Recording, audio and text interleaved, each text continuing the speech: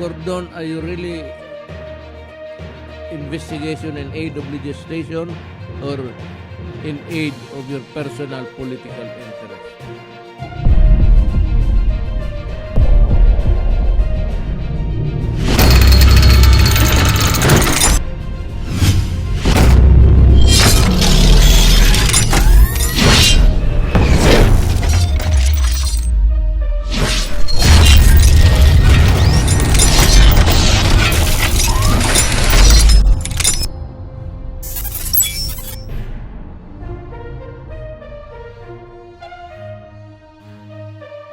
Gordon, are you really investigation in aid of legislation or in aid of your personal political interest? I heard that you want to run for vice president next year, and you are trying to impress the opposition that they would consider you. Totoo ba ito, Secretary Gordon? Alam mo, tatakbo rin ako. Kung mag-usap lang tayo, pwede namang ikaw ang maging vice president kung karapat-dapat ka.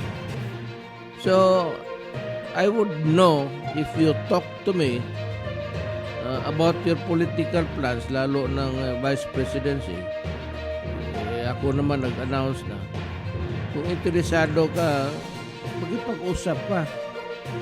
At tingnan natin kung karapat-dapat ka ba. But ganito kasi ang problema ko kay Gordon eh. But having a senator at the helm, especially like you, even if the Supreme Court ruled that it is not against the Constitution if you hold the position of Red Cross, I think is unethical, and we have revealed why. Alam mo kasi, if Red Cross is also a government agency, tapos member ka ng Congress, tumatakbo ka rin at nanalo ka, and you're holding the Red Cross, you are the top honcho there, and being a senator, and at the same time, medyo malabo ata yung ginagawa mo. So, pag nagkamali ako, Senator Gordon, if I am wrong, which is a possibility also of a wrong interpretation, paki-clear lang nitong of you holding to government agencies, one being a senator and the other being I don't know what is your position in the ikaw yung chairman sa Red Cross for a long time. You know, let me just also add something. As far as I can remember, even before I entered politics, Gordon, hinawakan mo na yung Red Cross, and you control the agency like the way you control everything. You are so bossy, and I think that the true work of the Red Cross is not reflected in your activation. Ito pang isa, Red Cross is to be a non-profit organization. But amid the onset of pandemic, Red Cross, under you, charged testing at astronomical rate for around 4,000 pesos, 4,700 pesos a piece without any discount for senior citizens or persons with disabilities. Is this not a clear violation of the expanded Senior Citizens Act? pakisagot lang nito. Kasi it is a violation of law to deprive the senior citizens and persons with disabilities of lower prices in consideration of their present situation.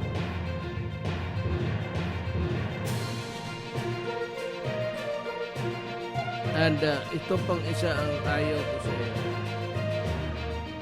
The time when we were busy testing everybody at kami ng tulong sa inyo, Red Cross. Red Cross is supposed to be a humanitarian organization. But when government was struggling to source funds, you threatened to stop testing.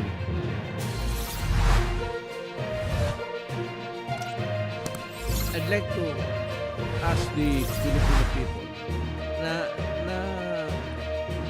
napansin ba dito na inyo noon? Nagalit siya at sabi niya kung hindi magbayad ang gobyerno, he threatened that he will stop the testing. Alam mo, I really do not know, but I cannot see the rationale of your statement na you threaten government with something which ought to be done by you, irrespective of whether or not may pera ba o wala. Because in this kind of situation or transactions with government, foremost is really the fact that everybody wants to help. And now you are even having plans of selling vaccines and said charging 3,500 pesos per shot is just fair.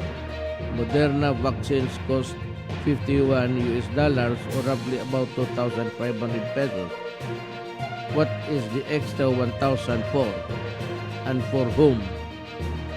Yung Moderna na gagamitin mo is 2,500 pesos. Pero sabi mo, you will be charging 3,500. So there is an extra of 1,000. Anong gamitin mo nito in the light of the pandemic in situation in the Philippines? Is this a fair move of yours during the time of when the Philippines is suffering from, just like other nations, the effects of pandemic? Is the Red Cross saving money so that it would eventually pass a resolution to set aside a big amount to fund your elections plans, just like the funds you used in the 2010 and 2013 campaign? Alam mo, ginagamit mo itong Red Cross. And I dare say na ginamit mo talaga ito para sa elections. Ito yung milking cow mo sa totoo lang. You have been there for quite a time. Is it not fair to say now that bumitaw ka na and give others a chance at para mahinto na yung ginagawa mong kalokohan? Remember the plunder complaint filed against you by fellow senator in 2017? You allegedly allocated 193 million pesos for bark barrel to Red Cross and used the same for your campaign. Ni ikaw mismo karami mong ginawa na sindikato, things that you should not do as a public official. Yung 193 million pesos na pork barrel na ginamit mo, hindi mo nga masabi sa amin kung saan nalagay yun, totoo ba o hindi. How about the disallowances and charges in the SBMC's books of accounts when you're sitting as chairman? Is this amount of 140 million pesos? Is this the reason why you lobbied for certain individuals to be appointed to the SBMA so that you can protect your own interest? And when you said, hindi ako pumirma doon dahil ako dapat ayusin yan. So wala akong problema dyan. When you're referring to the MOA between the PhilHealth and the Philippine Red Cross, then somebody from the Senate should cite you for contempt. You have a copy of the MOMA and it is there clearly. It bears your signature. You were lying to the truth before the public. Pakisagot lang nito. Sabi mo hindi ka pumirma. Ngayon pala it was signed by you. You know, it is good to be posturing as a clean and go around painting other people black. Alam mo, dali yan eh. Gusto mong magmuka kang puti. Pinturahan mo lahat ng tao, katabi mo itim. Ang talagang ikaw yung maputi sa lahat. Yan ang totoo dyan. Pagkasagot lang nito. Because kailangan ito ng Pilipinas malaman. Nag-iimbestiga ka na wala namang batayan,